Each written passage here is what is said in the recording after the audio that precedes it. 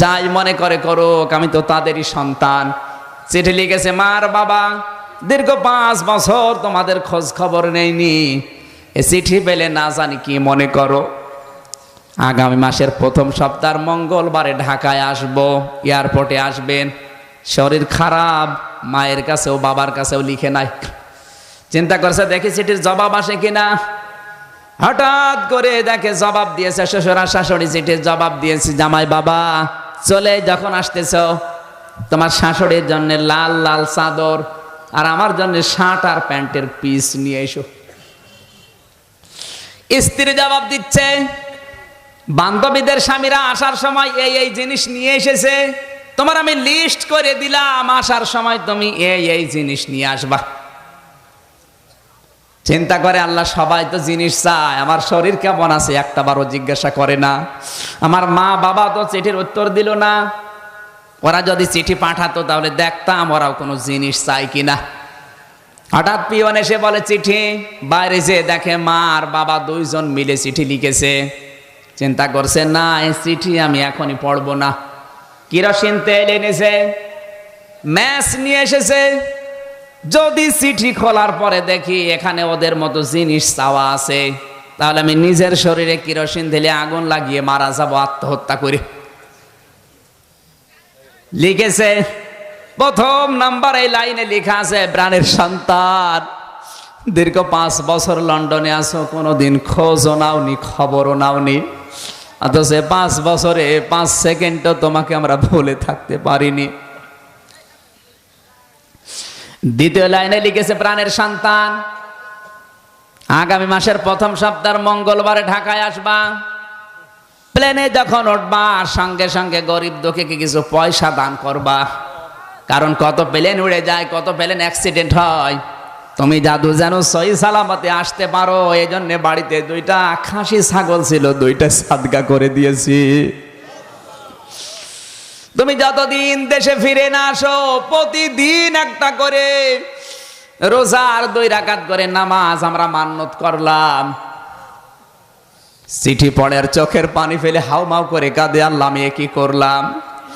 যাদের জন্য জীবনটাই নষ্ট করে দিয়েছি তারা জিনিস চায়, আর এদের খোঁজই নেইনি। এরা আমার জানের হেফাজতের জন্য নামাজ রোজা মান্নত করে, গরিব দুঃখীকে পয়সা দিতে বলে, খাসি সাদগা করে। আল্লাহ কারো জন্য যদি কিছু নাও নেই, অন্তত এই মা বাবার জন্য আমি জিনিস নিতে ভুল করব না। ব্যাগ ভর্তি করে এসে নেমেছে শাহজালাল বিমানবন্দরে। নামার পরে শ্বশুর আর শাশুড়ি বলে কই আমাদের সেগুলো, বলে আনি নাই। আপনি তো জানেন আমার শরীর খারাপ, মার্কেটে যেতে পারি নাই, টাকা আছে আমার কাছে, ঢাকায় পাওয়া যায় কিনে দেব। বলে জানতাম যদি এরকম জবাব দেবে কখনো আমার মেয়ে তোমার সাথে বিয়ে দিতাম না। স্ত্রী ডাক দিয়ে বলে, বাবার মায়ের জিনিস আনলে না, আমার সে জিনিস কই? বলে আনি নাই। বলে বাবার জিনিস আনলে না, মায়ের জিনিসও আনো নাই, আমার কথাও তোমার মনে নেই, তোমার মতো স্বামীর আমার আর দরকার নেই। এয়ারপোর্টে আমি তোমার এই ডিভোর্স দিয়ে চলে গেলাম। যাবে তো, কারণ তো বাঁচবে না। এই কথা বলেন। পাথরের মতো দাঁড়িয়ে আছে, চিন্তা করছে আমার মা বাবা মনে হয় আসে নাই, কই তাদেরকে তো দেখি না। হঠাৎ পেছন দিক থেকে কে যেন ডাক দিয়েছে, আয় রে বাবা আমাদের বুকে আয়।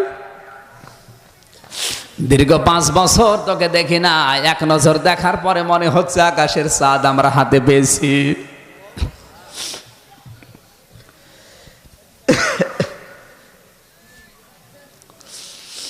সন্তান মাকে পরীক্ষা করার জন্যে পায়ে হাত দিয়ে সালাম করতে গিয়ে বলে, মা আমি কিন্তু তোমাদের জন্য লন্ডন থেকে কিছু আনতে পারি নাই। মাথা পড়েছো করে বলে, বাবা জিনিসের কথা বলবি না, তুই জাদু যে সহি সালামতে ফিরে এসেছি সেইটাই আমাদের জীবনের বড় জিনিস। পায়ে যখন হাত দিতে গেছে মা বুকে জড়িয়ে নিয়ে বলে, বাবা তোর শরীর কি দুর্বল, মারাত্মক কোনো অসুখ নাকি? ছেলেটা বলে, মা তুমি তো ডাক্তার না, তুমি তো শিক্ষিতাও না, গ্রাম্য মেয়ে মানুষ, আর আমি তো চিঠির ভেতরে তোমার কাছে লিখেও নাই যে আমি অসুস্থ, তুমি কিভাবে টের পেলে? মা বলে, বাবা 10 মাস 10 দিন তোকে আমি তরমুজের মতো বহন করেছি এই পেটে, ডেলিভারির কষ্ট সহ্য করে দুনিয়ার মুখ তোকে দেখালাম, 2.5 বছর পর্যন্ত তোকে দুধ খাওয়ালাম, 2 বছর 2.5 বছর তোকে বুকের দুধগুলো খাওয়ালাম, 25-30 বছর পর্যন্ত তোর পেছনে আমি শ্রম দিয়েছি, যে বিনা স্বার্থে এতগুলো বছর তোর পেছনে আমি কাটালাম, আমি মা কি বুঝবো না তোর শরীর ভালো না খারাপ? সত্যি করে বলতো তোর কি হয়েছে? ছেলেটা হাউমাউ করে কেঁদে বলে, মা আমি আর কিচ্ছু লুকাবো না, কিচ্ছু গোপন করব না, এমন একটা অসুখ আমার শরীরে, প্লেগ রোগ। ডাক্তাররা বলেছে 3-4 মাসের বেশি আর বাঁচবো না। ও মা বাবা যা করেছি অন্তত মরণের আগে আমারে মাফ করে দাও। বন্ধু বলে, আমির হামজা আমি দেখি সঙ্গে সঙ্গে আমার মা আর বাবা দুইজনের সেজদায় পড়ে গেল এয়ারপোর্টে। ডাক দিয়ে কেঁদে বলে, আল্লাহ তুমি আমাদেরকে মেরে ফেলো, আমাদের হায়াত আমরা এই সন্তানটাকে দিয়ে দিলাম, আমার এই সন্তানটাকে দুনিয়ার কিছুদিন তুমি বাঁচিয়ে রাখো। নবীজি জানিয়েছেন, মা আর বাবা যদি মন থেকে কিছু বলে ওটা কিন্তু সঙ্গে সঙ্গে আরশে চলে যায়। আমার আল্লাহ মা আর বাবার দোয়া কবুল করে ওই ছেলেটাকে কুদরতের দাওয়া পান করিয়ে চিরদিনের জন্য সুস্থ বানিয়ে দিয়েছেন। এই হচ্ছে মা বাবা, আর ওগুলো দুনিয়ার মানুষ। কেউ পারবে না আপনাকে নিঃস্বার্থভাবে ভালোবাসা দিতে।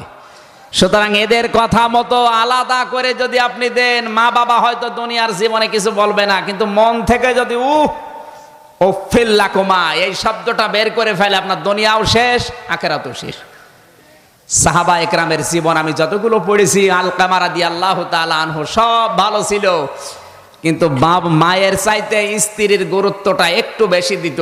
মরণের সময় কালেমা নসিব হচ্ছিল না। মা যতক্ষণ মাফ করে নাই ততক্ষণ কালেমা তার মুখ দিয়ে বের হয় না। নবীর সাহাবী, জিহাদের ময়দান থেকে ঘুরে আসা লোক, আর আমরা কোথায় আছি?